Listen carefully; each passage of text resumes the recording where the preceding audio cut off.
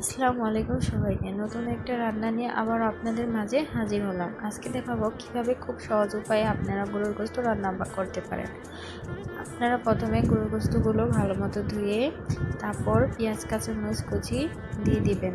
এভাবে যদি আপনারা মাখিয়ে ঝুঁকি রান্না করেন তাহলে গরুর গোশতটা বেশি মজা হয় এবং এটার স্বাদও হয় ডিফারেন্ট। খেয়ে একবার অবশ্যই ট্রাই করে দেখবেন এভাবে মাখিয়ে, সব মশলা মাখিয়ে গরুর গোশত রান্না করে।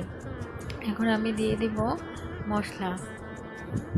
এখানে সব ধরনের মশলা আর কি মিক্সিং আছে, তো আপনারা পরিমাণ মতো দিয়ে দিবেন।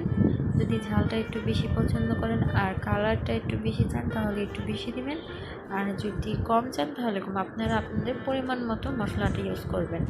এখানে আমরা যেহেতু ঝাল খাই আমরা একটু বেশি নিয়েছি, মশলার পরিমাণটা একটু বেশি দিয়েছি।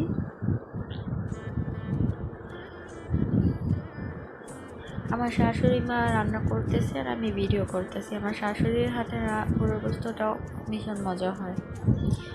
শাশুড়ি মা মাখিয়ে ঝুঁকিয়ে এভাবে গরুর গোশত রান্না করে, সেই স্বাদ অনেক, খেতে ভারী মজা লাগে। এখন দিয়ে দিবেন নুন পরিমাণ মতো। আপনারা এখন নুন দিয়ে দিবেন।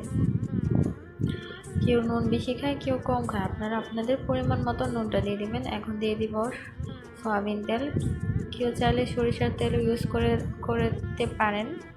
সরিষার তেল দিলেও অনেক নাকি মজা হয়, কিন্তু আমরা সয়াবিন তেল ইউজ করি। আর তেলটা যদি গরুর গোশতে তেলের পরিমাণ বেশি থাকে তেলটা একটু কম দেবেন, আর যদি দেখেন তেলের পরিমাণ বেশি তাহলে তেলটা একটু কম দেবেন। সরি, জানি না কে কে ভিডিওটা দেখবেন, আমার হাসবেন নাকি, সমস্যা না, একটু হাসবেন, একটু বিনোদন পাবেন আমার ভিডিওটা দেখে। আমি দাঁড়িয়ে দিয়ে শিখতেছি আর কি গরুর গোশতটা রান্না করা। গরুর গোশতটা অ্যাকচুয়ালি আমি কেটেছিলাম, একটা আর কি কাটি নাই, দেখতেই পাচ্ছেন আপনারা সে কি করেছি আমি। যাই হোক, শাশুড়ি মা এটাকে ছুটিয়ে নিচ্ছে। দেখেন শাশুড়ি মা কীভাবে মাখিয়ে খেয়ে নিয়েছেন, আপনারা এইভাবে মাখিয়ে খেয়ে নেবেন। এভাবে মাখিয়ে খেয়ে নেবেন ভালো মতো। মশলাটা জানি গরুর গোশতের ভেতরে একটু প্রবেশ করে আর কি, একটু মিক্সিং হয়। এভাবে 5 মিনিট আর কি রেখে দেবেন। শাশুড়িমা 5 মিনিট রেখে দিয়েছে। দেখেন 5 মিনিট পর এরকম দেখা গিয়েছে কালারটা, গোশতর কালারটা হলুদ হলুদ প্রায়। এখন চড়িয়ে দিবে, চুলায় বসিয়ে দিয়েছে, আস্তে আস্তে হতে থাকবে। হালকা একটু পানি দিয়ে এভাবে কষিয়ে নেবেন গরুর গোশতটা। কষিয়ে নেওয়ার পর আরেকটু পানি অ্যাড করতে হবে। পুরো পানিটা শেষ হয়ে গেলে কষানো হয়ে যাবে, তারপর আরেকটু পানি দিয়ে দিবেন।